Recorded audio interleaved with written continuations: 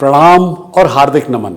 आप जुड़े हुए हैं विश्व शांति दर्शन से, जिसके अधीष्ट हैं विश्व शांति और अध्यात्म की प्रयोगशाला अर्थात पुणे के प्रसिद्ध वर्ल्ड पीस डोम के जनक विश्वधर्मी प्रोफेसर डॉक्टर विश्वनाथ दा कराड।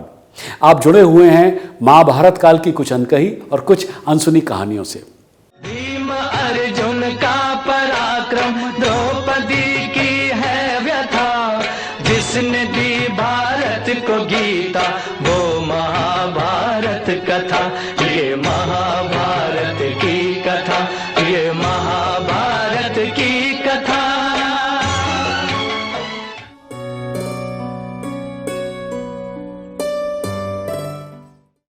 ऐसा माना जाता है कि वेदव्यास की महाभारत 3 चरणों में लिखी गई थी। पहले चरण में 8,800 श्लोक और दूसरे चरण में करीब 24,000 और तीसरे चरण में 1,00,000 श्लोक लिखे गए थे। महाभारत में कई घटना, संबंध और ज्ञान विज्ञान के रहस्य छिपे हुए हैं। महाभारत का हर पात्र लेकिन जीवंत है, चाहे वो कौरव, पांडव, कर्ण और कृष्ण हो या धृष्टद्युम्न, शल्य, शिखंडी और कृपाचार्य हो। महाभारत सिर्फ योद्धाओं की गाथाओं तक सीमित नहीं है। महाभारत से जुड़े शाप, वचन और आशीर्वाद में भी रहस्य छिपे हैं। दरअसल महाभारत की कहानी युद्ध के बाद समाप्त नहीं होती है, बल्कि कहानी तो युद्ध के बाद शुरू होती है, जो आज भी जारी है। जी हां, आज का युग महाभारत की ही देन है।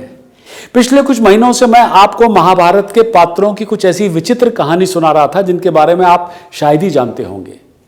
आज की कहानी भी कुछ विचित्र है। कैसे हुई धनुर्धारी अर्जुन की मौत, वो भी अपने ही पुत्र के हाथों। अर्जुन के 3 पुत्र थे। द्रौपदी से जन्मे पुत्र का नाम था श्रुतकर्मा। द्रौपदी के अलावा अर्जुन की सुभद्रा, उलूपी और चित्रांगदा नामक 3 और पत्नियां थीं। सुभद्रा से अभिमन्यु, उलूपी से इरावन, चित्रांगदा से बब्रुवाहन, इन पुत्रों का जन्म हुआ था। बब्रुवाहन महाभारत के युद्ध में लड़ा भी था। कहते हैं कि अपने ही पुत्र बब्रुवाहन द्वारा महाभारत के युद्ध के बाद अर्जुन मारे गए। कैसे हुआ, इसके पीछे भी एक कथा है। महाभारत युद्ध समाप्त होने के बाद एक दिन महर्षि वेदव्यास और श्री कृष्ण के कहने पर पांडवों ने अश्वमेध यज्ञ करने का विचार किया।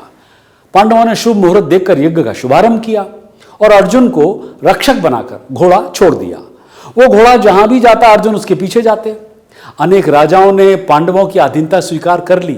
वहीं पर कुछ ने मैत्रीपूर्ण संबंधों के आधार पर पांडवों को कर देने की बात भी मान ली, यानी टैक्स देने की भी बात कर ली। वो घोड़ा घूमते घूमते मणिपुर जा पहुंचा, नॉर्थ ईस्ट।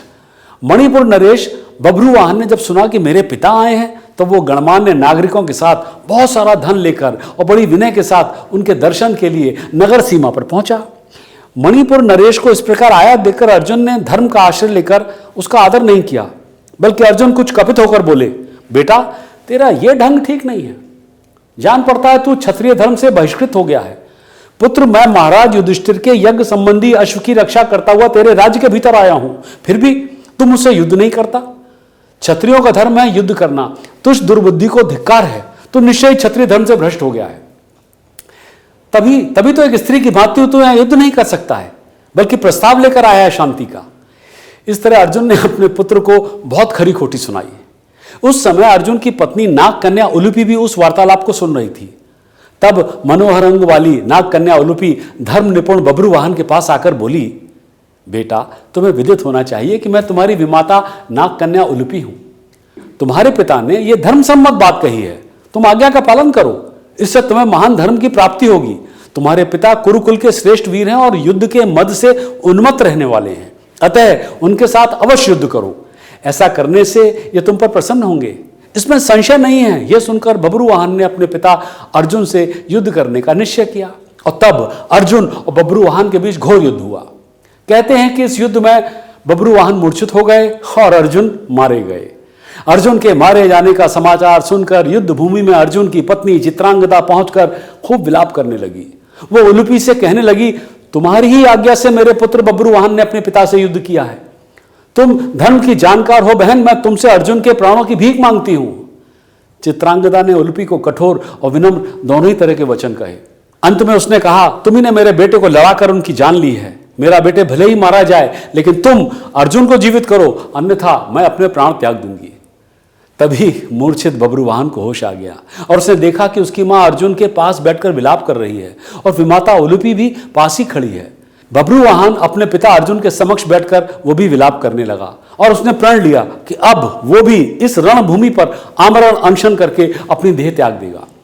पुत्र और मां के विलाप को देख सुनकर उलूपी का हृदय भी पसीज गया और उसने संजीवन मणिका का स्मरण किया। स्मरण करते ही वो मणिका वहां आ गई। तब उन्होंने बब्रुवाहन से कहा, बेटा उठो, शोक मत करो, अर्जुन तुम्हारे द्वारा परास्त नहीं हुए हैं। ये मनुष्य मात्र के लिए तो अजय हैं। लो, ये दिव्य मणि अपने स्पर्श से सदा मरे हुए सर्पों को जीवित किया करती है।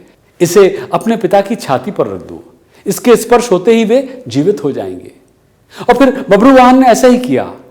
अर्जुन देर तक सोने के बाद जागे हुए मनुष्य की भांति जीवित हो उठे। फिर उन्होंने अश्वमेध का घोड़ा अर्जुन को लौटा दिया और अपनी माताओं चित्रांगदा और उलूपी के साथ युधिष्ठिर के अश्वमेध यज्ञ में वे शामिल हुए। तो ये थी अर्जुन की उसके पुत्र के हाथों मृत्यु और फिर जीवित होने की कहानी। उम्मीद है महाभारत की ये अनोखी, अनकही और अनसुनी कथा आपको पसंद आई होगी। सब्सक्राइब कीजिए, साझा कीजिए और विश्वास बनाए रखिए विश्व शांति दर्शन में।